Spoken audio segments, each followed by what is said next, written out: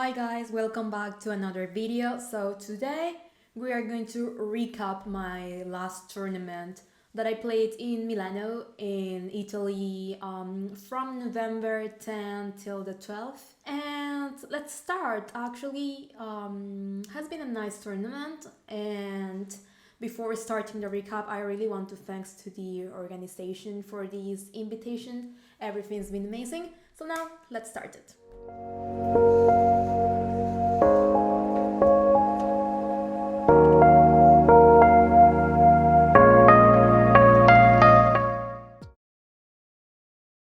This game, I was playing white pieces and I was playing against this guy, Claudio Falchi. He is 1888. So, well, even though he's lesser rated than me, the game wasn't easy at all. So I started with e4, he replied with c5, I went with knight f3, he went with d6, and here I decided to play the Alpine system instead of the open line. I don't know why, I just felt like doing it. So he developed his knight and then h3.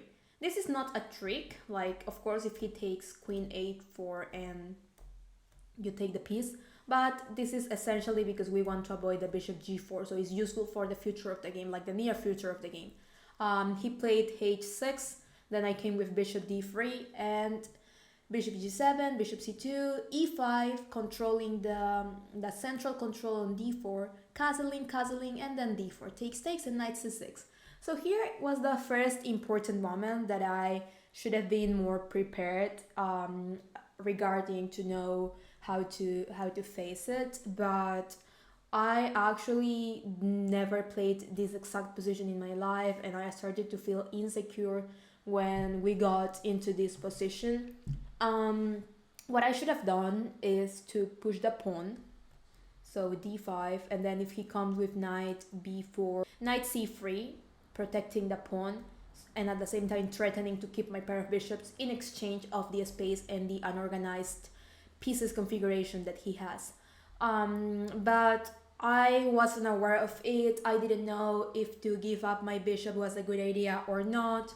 So I decided not to do it, and I played knight c3 immediately, which was not the best idea because after takes, I think that taking wasn't the best because then he can take on e4 and retake the piece, even though that was the best option for me. But I felt it wasn't, so I came with knight b5, he came with knight b4, and I came with bishop b3. I felt that I was going to recover the pawn that I lost, but actually it didn't happen because after queen b6 I had to take on d6 and then enter into this line, and he got the extra pawn.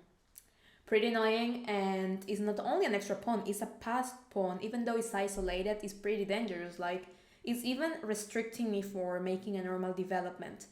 In this moment, I had to still to stay calm and pretend that nothing happened. So I just tried to play aggressive and normal. So I started to improve my development and try to get some counterplay in exchange of the pawn. But actually it was so hard already. So we went into this line where he very smartly sacrificed the rook in exchange of the bishop, and well, I'm pretty bad on this position. I decided to create some tricks, queen e1, bishop h6, and knight e4. So with this move, I'm threatening knight takes on f7, rook takes, and then queen e8. He didn't notice, and suddenly the game turned completely. 180 degrees, I'm winning now. But in this moment, as you can see, I was only 2 minutes on the clock. So in this position, I knew that the discovery wasn't the best option. The discovery to take the bishop wasn't the best option because he can just leave and maybe I'm losing my potential advantage. What I should have done is just to keep my knight here, taking advantage that he can't take it because my queen comes to e8 like this, and then I'm gonna take the rook anyways. But as I was running out of time, I decided to go for the simple knight h6 and then knight takes bishop. But what would have been the best here, instead of knight h6 and knight takes bishop, rook c1 was a good option. Yeah, rook c1 was way better than queen c7. Planning to enter. I just freaked out in this moment need to work on this, like when I'm running out of time and I have good positions, like I need to try to not to freak out, and then just to believe on that I'm going to find the best move even with less time. So as I was saying, I decided to trade everything and then to come with rook c1. He played h5, I played rook c4, queen here, and here I blundered again with rook e4. I think that I should have played king f1, and we are getting out of the pin. Okay, this was the best move. I actually, that move like made me almost to get lost because I didn't find it. So I came here, he came here, and then I checked him, he came back, I checked him again, and here queen e1, and here I blundered because I played g3 and the rook takes me, and here I'm lost. Here I was about to resign because I didn't find this till the very last seconds. I found it luckily, and then he played queen f6. I just tried to create some tricks because also he was running out of time, so I tried to play with that. And then the game continued, guys. Like, look at this position. Here, he takes there, and I'm winning again, and I didn't find the winning move. The thing is that now I can go with queen d2 check, and if the king comes here, I come just with rook b8, and he can't protect the taking on b7, and he doesn't have any check. So this has been amazing actually, but I didn't find it because I was running out of time. So when he did this, I just freaked out and I sacked my rook on g3 after. And here I'm entirely lost. You might be thinking, like, how did I win this game? You're gonna see it in a few seconds. So I just decided to control all the checks, because the checks would have mean that he is about to trade queens, and if he trades queens, guys, I'm lost. So I pushed my pawn, I pushed again, and I was trying to look for this sort of checkmate situation. So I came with queen check again, he came back, I checked him again, and then I kind of find this, and I thought, okay, if he checks me, I block, and he's checkmated unless he sacrifices a piece. And guys, guess what? He checked me.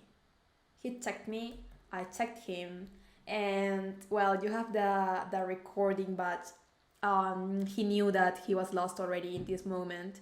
He also was running out of time, so he didn't even have the time to think a little bit more and maybe to try to find some counterplay. So he just blocked. I came with queen e2, he protected, and I entered on this line where my passed pawn is unstoppable. So after king g1, he resigned because if he pushes, I block, and then nobody can stop my pawn, and it's gonna be too easy for me to take his pawns and this pawn at the same time. So yeah, guys, this was my game, my first game. I was really lucky. As always, we're gonna see the accuracy, but this one is not a good accuracy, 72.5. I think that this is mainly because all the blunders we did, because we were running out of time. So I think that sometimes the engine doesn't take that in consideration because we're humans. So he had a brilliant move though, the d3. So Cloud is a really good player, just bad luck. Like, I was talking to him after the game and I was telling him that this often happened to me on the other side when I'm winning, and I just screw the positions up. So congratulations for him, and let's go to the next game. So this is round 2, and for this round I was pretty tired because it was right after the round number 1 that I played against Claudio, and that round lasts like 3 hours and a half, almost 4. So I was pretty tired. I literally finished that round and I needed to play the next one. I didn't even have time to prepare or anything. Let me flip that board for you. So because this game we are gonna play black. On this game, this kid was the higher rated in our group. This tournament, I didn't mention it before, but was a round robin system, 6 players in the group, 5 rounds, and this was the first in the ranking, 1938 rating, and well, it was Nimso Indian, and he played the line with f3. Guys, this was the line that I didn't know how to play. Now I'm an expert, but I promise this was the only one. I was like literally out of fury right now. I just decided to go with simple lines, but I felt so uncomfortable after the opening. Like I really knew all what he had to do, I think that just didn't have that much experience, but I'm sure like he would have like beat me in other scenario. So I just tried to go over this pawn because as you can see, these double pawn are the weaknesses on white's position. But it wasn't like that good, like in the way I did it, because the system should have been different. I'm gonna explain that in another video, but anyways, I just tried to push that pawn and then to fix it, to try to have some counterplay there. And then I came with bishop c8 because I didn't want his knight to come here. The thing is that he came anyways, and here I felt so relieved because I have takes. I broke the pawn chain, which means that this pawn is the only protection to this d5 pawn, and I'm gonna break it. So I broke it, and then he played g4 with that's already giving me a good position because I trade his strongest bishop. I've created a lot of weaknesses on his pawn structure, and I have a pretty simple game to play above the b file. First thing I did was knight d7, kind of prophylaxis of the g5 push.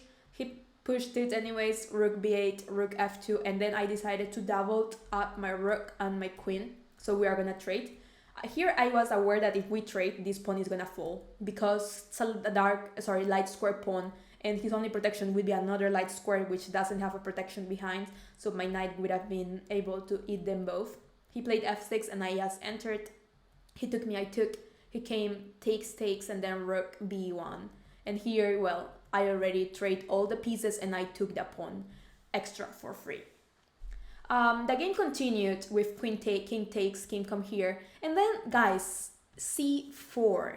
This move is the greatest on this position. And I want you to think like why it is the best move. You can stop the video if you want. I'm gonna tell the answer right now. So c4 is the best move because the only accesses the king has to go forward and progress are e3 and d3. So I'm getting rid of d3 on his position. Also, this is a light square pawn, which means that it's not that weak because of the bishop, so I'm just restricting this guy. And then my king came up again, and I found the e4 resource, so my king is gonna have the access here, otherwise he couldn't access, but after e4 he can. Trade, king here, he wanted to create some counterplay over here, I just came anyways. He retreated the bishop because otherwise I'm gonna take it. He came here, I took it, he came, and I decided to come knight e4, that way if he takes my h7 pawn, I'll take his g5 pawn, and I'm gonna be winning. So he came with bishop b4, trying to create some tricks. I just pushed the pawn, he came here, I pushed again, and I decided that was the best resource because when the pawn is already in the second rank, like you already have a pawn that is about to promote, so his piece is gonna be a slave of this pawn during the whole game. And here after h4, the only move for me to save like the win is f6, because I need to trade at least one of these ones, and of course I can't sacrifice, so I needed to do f6, and then he only have one pawn, knight g6, if he pushes I'm gonna sack it, and then I'm gonna promote the other pawns. So he didn't take, I came here, I came up again, he attacked my pawn, but he's not really attacking it, because remember, the bishop had to protect the promotion, so he's not really threatening my pawn. My plan, the winning plan for me, or the thing that I have to do to promote, is to move my king out, and then to push my pawn, so this pawn is going to support this one. The best way to do it is through c4. Why not king e6? Because if I go e6, he takes my pawn with a check. So c4 has to be the move. And then all the moves he does are losing. Because for example, king here, I push. If he takes my knight, I push again, and then I promote. So he didn't take my knight, he moved the bishop here, and well, here that was the worst one because I fork him and I promote. He resigned here, but instead of bishop there, if he would have played a king e3, which seems to be a stopping, doesn't work, because after knight f5, I take his only counterplay pawn, and then it's gonna be really easy for me to bring my knight back and be able to promote my pawns. So yeah, guys, after this, he resigned, and well, I won the game. It was a pretty nice day for me, that day one in Vigevano, and stay tuned for the part 2. Let me know in comments if you liked this video, and please give many likes to this one so I can upload part 2 very soon, and see you in the next video.